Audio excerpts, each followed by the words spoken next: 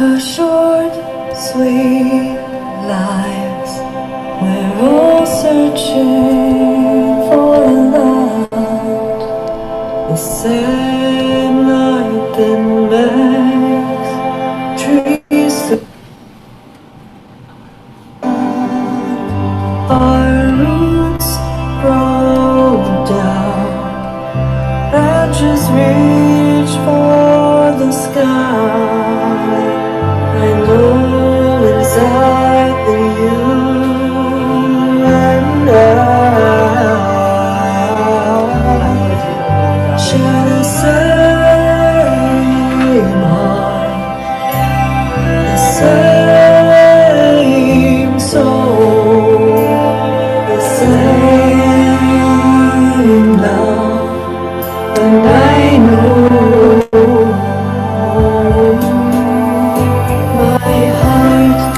Hi, welcome to One Heart TV. This is your host, Johanna Beekman, episode 1 with Noelle Whittington, E-RYT500, and YACEP teacher trainer. I'm so glad you're here and that we're all together where our hearts beat as one. We're here to help in the healing of the world through consciousness expanding interviews with luminaries. Learn from among us who inspire the light in the darkest of times. In the coming months, I'll be connecting with artists and healers from across the globe in support of each of us as we create a new way of being.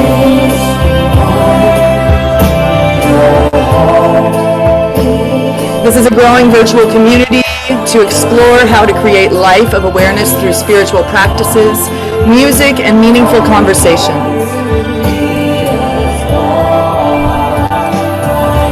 I'd like to introduce to you one of my dear sister friends, Miss Noelle Whittington. She is so inspired in her practice of yoga and devotion and bhakti yoga, and she also takes great pride in humanitarian fundraising, just like I do with Shakti United. I'm so grateful to offer her wisdom, experience, strength, and hope during these uncertain times. She's been a great support for me as a friend and as a fellow teacher over the years. Noelle is known for her dynamic, fluid, and breath-centered style of teaching and draws on classical dance, philosophy, and meditation. Noelle is an E-RYT500 and a YACEP meditation and yoga teacher, training mentor, and spiritual life coach. She's the creator of Soul Alchemy, an online group coaching program. She's led international yoga and service trips all over the world. She's also the senior teacher of Kunga Yoga School, which offers yoga teacher training programs and has raised over $100,000 for orphanages in India and other local programs. Her work with Kunga School is amazing, but really look into her Soul Alchemy coaching program. That's what we're here for today. Hi, Noelle. How are you doing? Hi, Johanna. I'm doing great. Oh, just one moment. You got kind of quiet, love.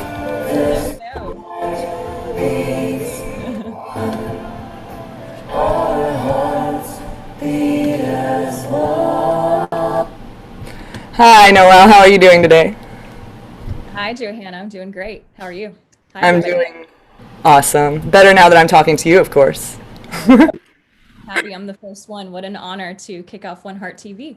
Yeah, well, I'm thrilled that you are the first one as well, since you hold a great space in my heart, and Bhakti Yoga is our combined zest in this life. And so I think it's going to be really wonderful to connect and also share your knowledge with the people because you have a deep knowledge practice. So I'd like to actually ask you, given the current climate in the world and everything that's been going on, all these uncertain times, what is helping you through today's challenges?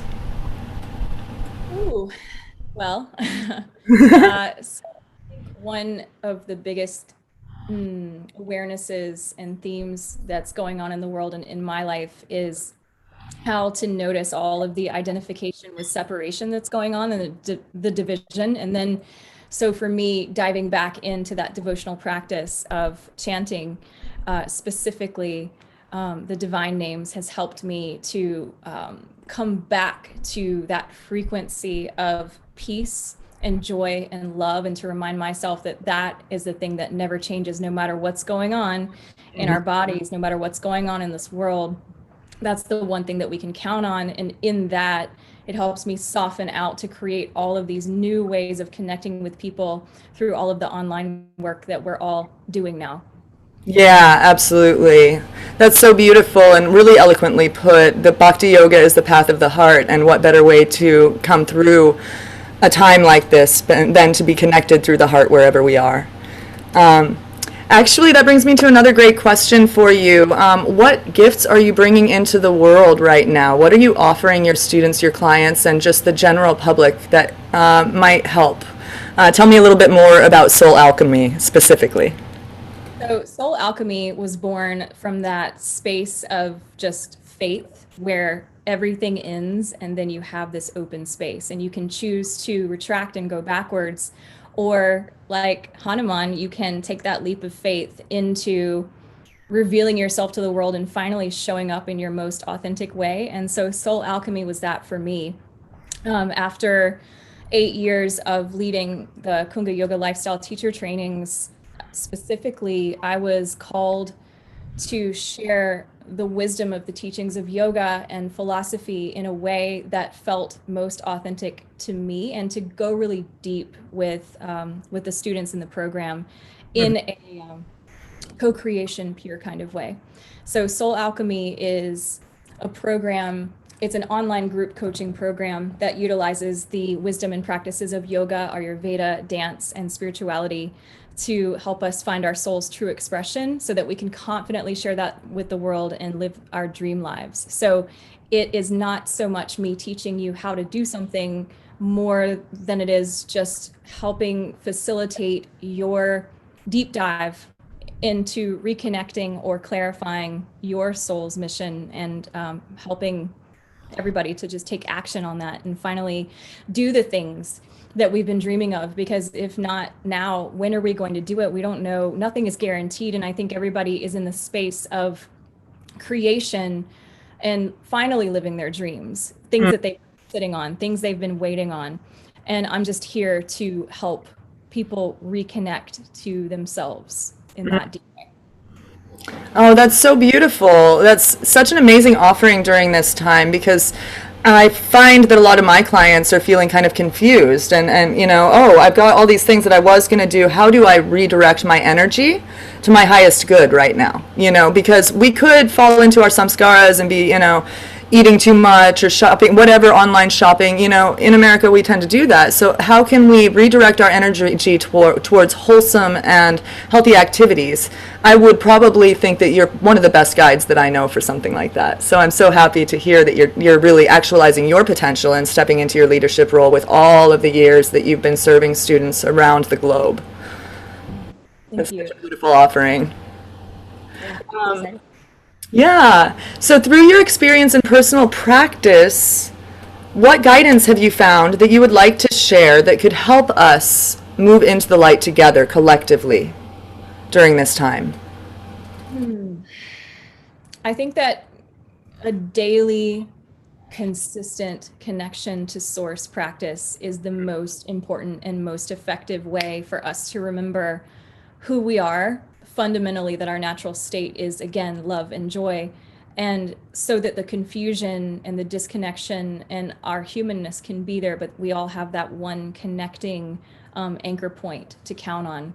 So it would be probably the most beneficial thing that I could offer is to encourage everybody to create that connection to source practice. Maybe it's different for everyone. So maybe it's dancing in the morning, maybe it's surfing, maybe it's chanting, whatever reminds you what inspiration and joy feels like, so that you can connect to that on a deeper level, is so important right now, so that you can notice all of the normal human patterns that we have and we can evolve from there. And so I've noticed a lot more awareness and honesty in people right now. Because we can't really kid ourselves anymore. And when everything stopped and we had to step back and we had to go within and we had to be still, a lot has come from that. And it's been super challenging for sure, but I think we can take a lot of lessons from it the fact that we're still alive. It's a moment of gratitude. Yeah, yeah, absolutely. I find that we're having this collective breath that turned into a collective fear, and then the collective truth is coming. So any opportunities as teachers that we can take to help people guide back into their breath during the fear is so, so important. And that's why I'm doing this offering, is because we have a lot to offer, and a lot of people don't have practices or any other type of an outlet that is healthy. So speaking of, other than practice, are there other opportunities that you could offer people to drop into their highest good? Any other ways that you can help people to kind of find that capital S source within themselves? I think that stepping into unity consciousness is something that's really important, which I guess could still be called a spiritual practice, but it's important for us to acknowledge the call for everyone to be heard and for everyone to come together as one, and to notice the potential division, and to stand up for those who can't speak up for themselves, and for those who have been disregarded and shut down. And no one's free if one of us is bound. So social activism is a really great way for us to stay connected to what is happening, and to on a smaller level just really learn how to listen to one another, especially those that have different viewpoints as us. It's helpful and easy for us to talk to one another when we feel that we share the same values, but speaking and really listening and trying to understand those that have different values from us, I think is probably one of the most important things that we can do right now, so that we can cultivate understanding, because everybody wants to be understood and heard. And in all of the circles of my life, that's coming up. We don't want the glossy rainbows and kittens and puppies, because it's not really all like that. It's okay for us to say I'm not okay, and to ask for help and support. Fundamentally we'll be okay, but to just be honest about how we're feeling and to connect with one another on that authentic level. Wonderful. I love that. And it is true. Unity is in this shirt actually says, "In unity we are free to return to the mother, take care of one another. United, nonviolent, we won't be silent. Give, receive, stop, and breathe." Yes. That's kind of what I heard when you just spoke. This is a new song, Shakti United theme song called "In Unity We Are Free" that I'll be releasing in a couple of months here, all female cast, and it's going to be really fun. Anyway, so yeah, that right now is the time to step into unity consciousness and back into our true self in order to save our brothers and sisters from what they're like. If my brother is suffering, which right now I'm in Oregon and we have lots of fires, lots of smoke. It's been between 200 and 600 air quality. And so many people have lost their homes. And so I'm here sitting, breathing, finding that people around me are suffering and wondering how I can help, right? I'm not sitting and watching Netflix, which is also an easy thing to do, right? In a pandemic. I think we all figured that out maybe the first week or two, and hopefully got bored and moved on from that. So I would like to connect about just a little bit more. I know we've had the opportunity to sing together quite a bit, and that's been such an honor. We toured a little bit with my Shakti United project in 2017, fundraising for girls in Nepal's education, and that was just so beautiful to have sister hearts singing the divine names together. And I have another project that I just was so inspired to include you in called Mantra Sangha, Health and Healing. I found a beautiful mantra from Indian guru, and I asked all of my friends to join me in this beautiful production and bringing to life the yoga of sound and bhakti and movement in this beautiful music video that we're premiering tonight. So there's a little background on that project, and I just wanted to chat with you a little bit about that project. What inspired you to become a part of Mantra Sangha, Health and Healing when I asked? And did you have any challenges in that process? And how did your practice serve you in that? Well, you, my friend, are the performer.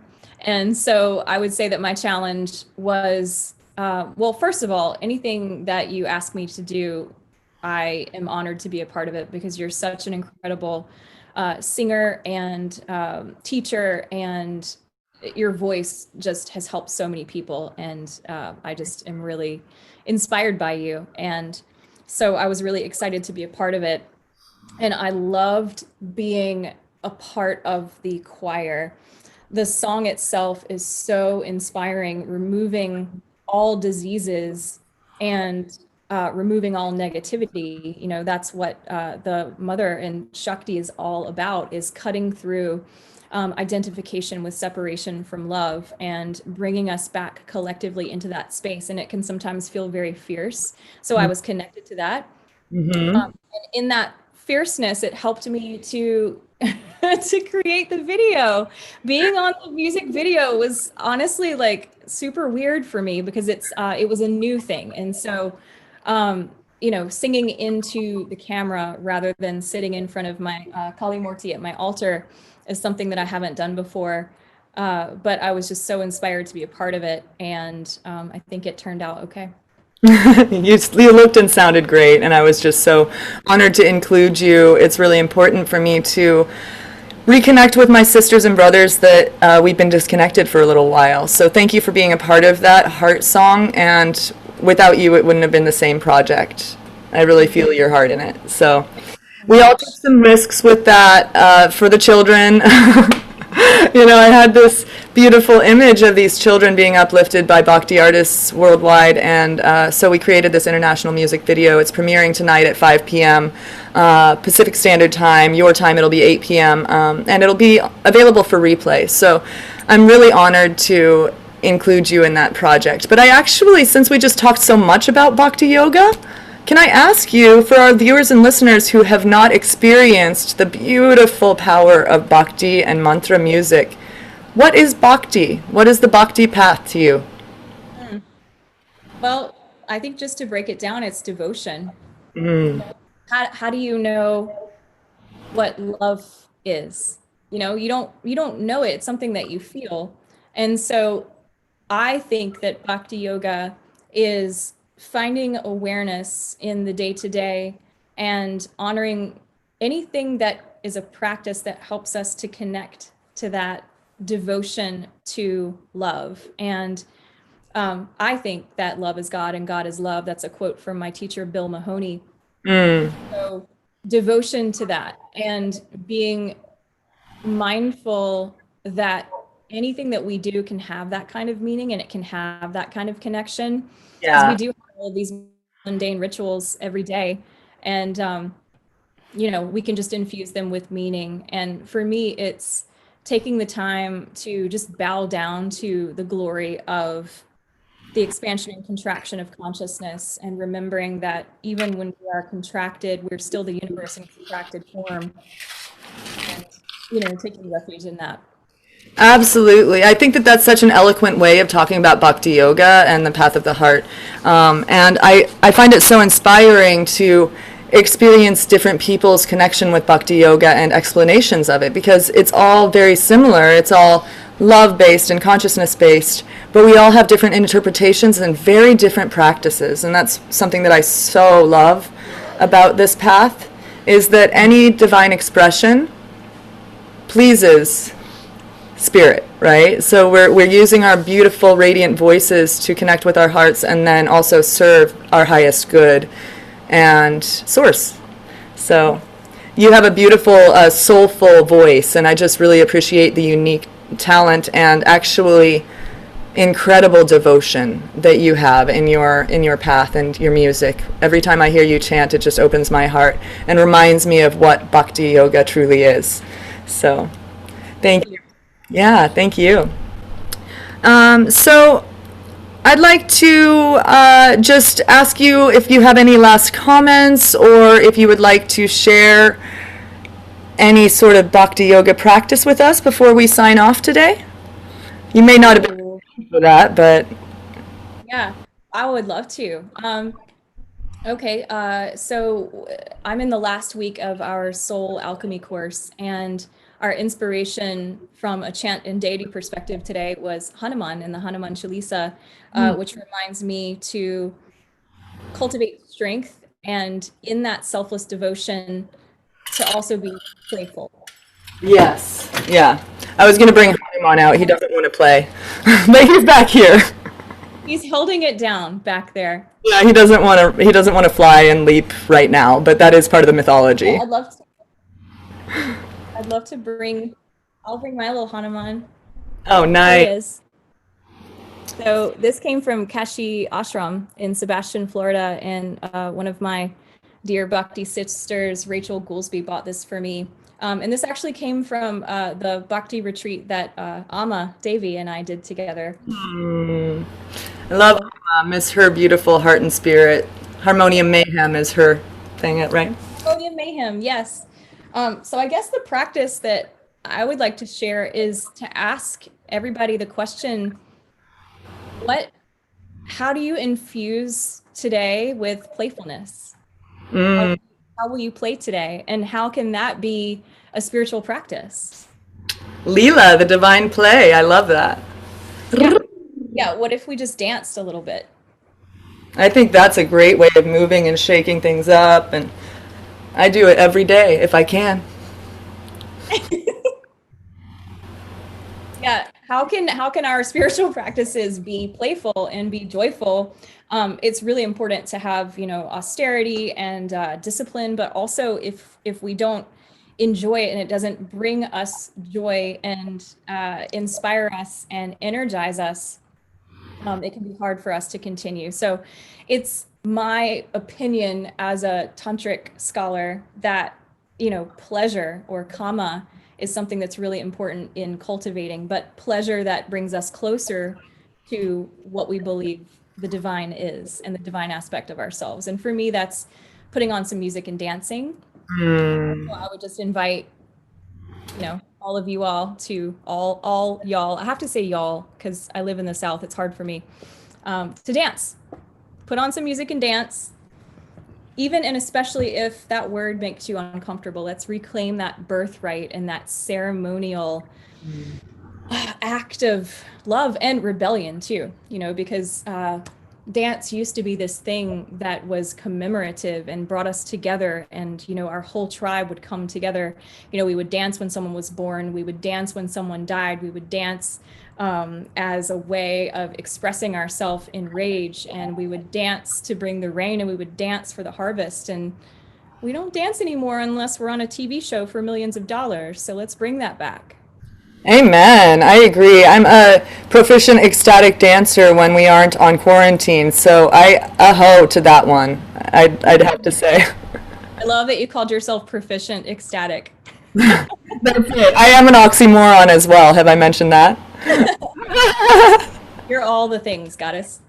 Yeah. Oh, well, so are you, Noelle. It's so lovely to connect with you today. I'm going to finish up with a little bit more of this lyric music video for all of you. Would you like to say any last words to our listeners?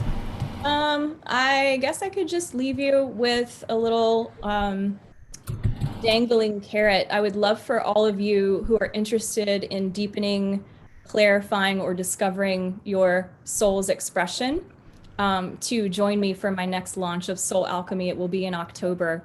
And if you go to the link at the bottom of this graphic or my website, narayanishakti.com, that you'll find the information to fill out the form, the interest form, and then I'll have a chat with you personally. So I'd love for you all to join me. It's a 4-week program and it's online, so you can join from anywhere in the world. We have right now someone in Germany in our course, and so we can work out the times. How wonderful. Thank you for sharing that beautiful piece of you with us today, Noelle. And everyone sign up soon here. It's a perfect time to fill the well, fill your heart, fill your love bucket. And Noelle's a great person to do that with. All right. Speaking of love, let's outro with some Heartbeats 1. Tonight at 5 p.m. Pacific Standard Time, 8 p.m. Eastern Standard Time, we are releasing Mantra Sangha Health and Healing finally. And we'll have performances by so many of the artists. We've got Krishna Das, father to this kind of music, also one of my original teachers in the West, and Gina Salah, and myself, and Kamini Natarajan, and Miriam Terrain, Sherry Howard, people from all over the world, Ragini, Sienna Sherman, Masood Ali Khan, Nina Rao, Kavita Kat McMillan, Seva, and Hans Christian and Ben Leinbach, who helped me to produce this from home. Given the current state of things. So we'll have interviews and performances by all of those artists to celebrate the healing and the survival of children in Nepal through Matrada Nepal Foundation. You can find Noelle's website in the chat here on Facebook, and we will also share it on our YouTube channel so that you can go and hit her up and connect with her personally.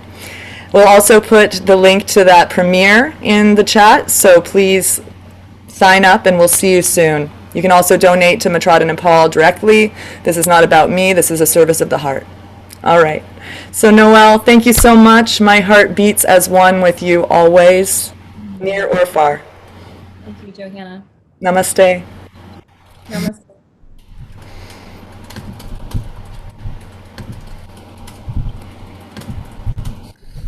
Heart beats one. Your heart beats one. This heart beats one. Our hearts beat as one. In our short, sweet lives, we're all searching for love. The same light that makes trees stand. Our roots grow down, branches reach for the sky. I know inside that you and I share the same heart, the same soul, the same love, and I know my heart beats one, your heart beats one. This heart beats one. Our hearts beat as one. My heart beats one. We're doing a music video to this song. If you'd like to sing along and send us in from anywhere all over the world, you can send us some video of you singing, dancing, being merry, and we will edit it together as a universal Heartbeats 1 track. Now let's sing. Feel the heartbeat